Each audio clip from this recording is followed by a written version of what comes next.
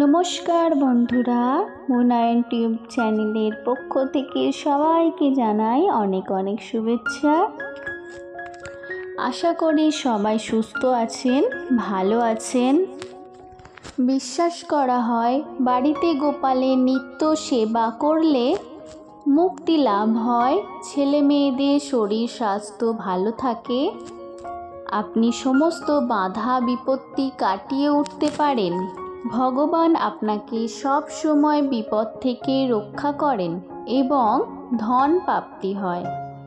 বন্ধুরা, আজকের পর্বে আমরা জানব বাড়িতে গোপাল পুজো করা সহজ সরল কিছু নিয়ম।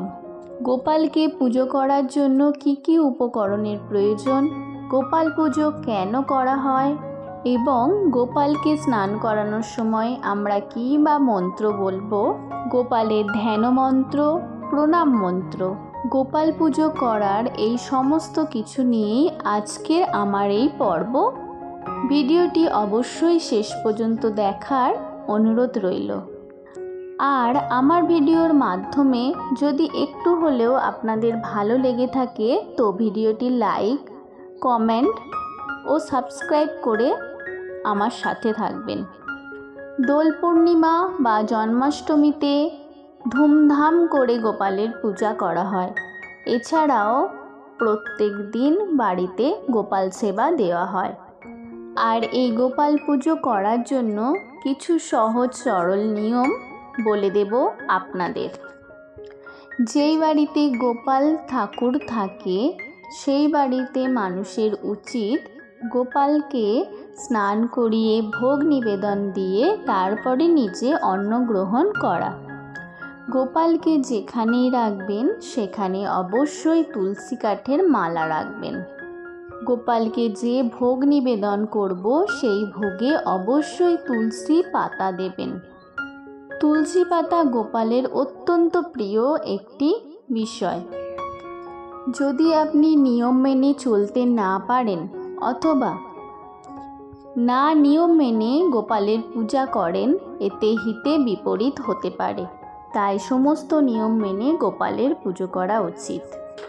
পুজো করার সময় একটি মন্ত্র আপনাকে বলতেই হবে, হাত জোড় করে 108 বার বলবেন, ওম কৃষ্ণায় বাসুদেবায় নমঃ।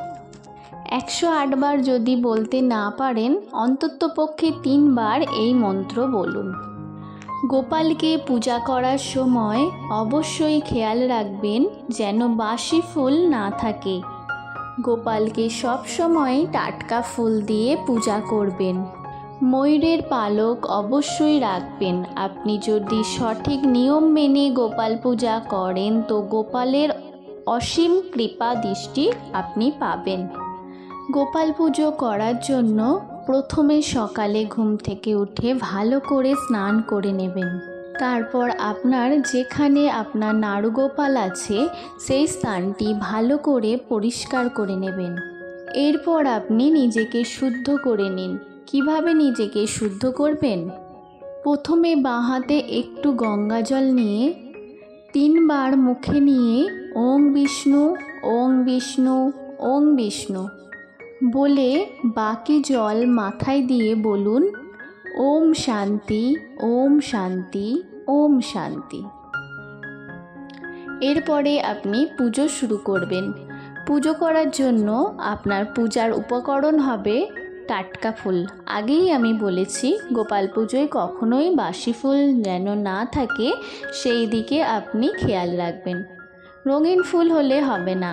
আতপ চাল, ফলের নৈবেদ্য, তুলসী পাতা, দূর্বা ঘাস, হালকা গন্ধযুক্ত ধূপ, ঘিয়ের প্রদীপ, পঞ্চগব্য, পঞ্চগুড়ি, পাট, বালি, আসন অঙ্গরীয়, গোলাপ জল বা অগ্রসেন্ট, তৈল, চিনি, মধু, দধি, হরিতকি, তিল, বাটি, মধুপর্কের বাটি, পঞ্চবর্ণের গুঁড়ো, এই সকল উপকরণগুলি দিয়ে নাড়ুগোপালের পূজা করা হয়। প্রথমে একটি পিতলের থালা অথবা পাথরের থালা নিন। তারপরে ছোট্ট নাড়ুগোপালকে ওই থালাতে বসিয়ে স্নান করান। স্নান করানোর সময় প্রথমে ঘি, তারপরে গোলাপ জল, এরপরে মধু, দুধ ও শেষে গঙ্গা জল দিয়ে স্নান পর্ব নাড়ুগোপালের সেরে নিন। গোপালকে স্নান করানোর সময় আপনাকে একটি মন্ত্র অবশ্যই বলতে হবে। সেই মন্ত্রটি হলো ওম যজ্ঞায় যজ্ঞস্বরায় যোগপতয়ে যোগসম্ভবায় গোবিন্দায় নমো নমঃ ইদং স্থানীয় জলং সমর্পয়ামি।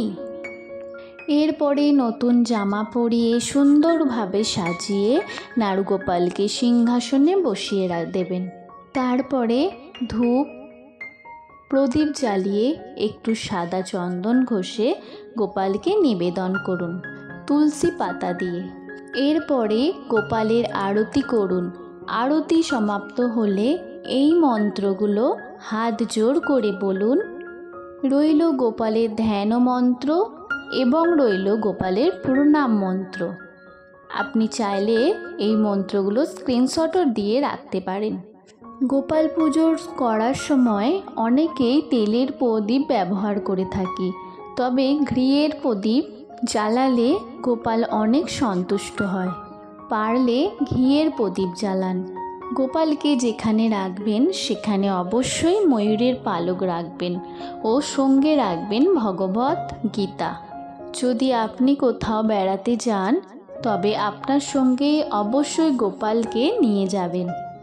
আপনি যদি অল্প সময়ের জন্য বাড়ির বাইরে যান তাহলে গোপালের ঘরে কিন্তু তালা লাগাবেন না, কারণ গোপাল ঠাকুরকে আমরা নিজের সন্তানের মতো ছোট বালক হিসেবে পুজো করে থাকি। তাই ননী গোপালকে বা নাড়ুগোপালকে কখনোই একা রেখে যাওয়া উচিত না। জয় গোপাল ঠাকুরের জয়। আমার চ্যানেলে এতক্ষণ সময় থাকার জন্য আপনাদের জানাই অসংখ্য অসংখ্য ধন্যবাদ। সকলে ভালো থাকবেন, সুস্থ থাকবেন।